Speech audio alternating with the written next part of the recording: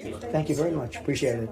Good evening. I'm Congressman Jim Jordan, representing the 4th District of Ohio. The Republican Party is the pro-America party. President Trump is the pro-America candidate.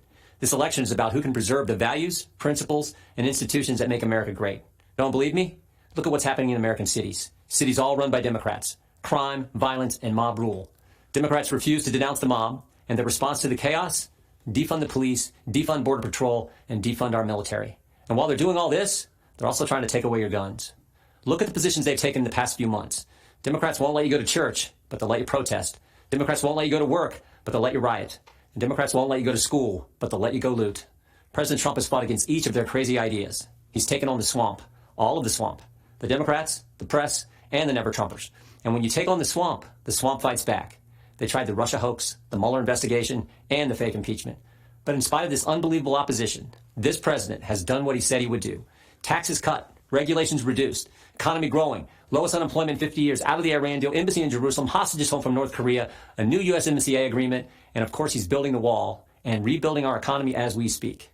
I love the president's intensity and his willingness to fight every day in Washington for our families. But what I also appreciate about the president is something most Americans never get to see, how much he truly cares about people. Our family has seen it. 2 years ago, our nephew Eli was killed in a car accident. He lived a mile up the road from us, grew up wrestling and training with our boys, was a high school state champion, varsity athlete for the University of Wisconsin. It was a Saturday morning, 3 days after the accident. I walked to the car to head up to Eli's parents' home when the president called. We talked about a few issues, and then he asked how the family was doing. I said, "They're doing okay, Mr. President, but it's tough." The president said, "Yeah, losing a loved one is always difficult, and it's really tough when they're so young."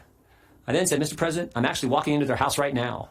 Obviously, they don't know that I'm talking to you, but if you'd be willing to say hello to Eli's dad, you'd make a terrible day a little less terrible." "What's his name?" the president asked.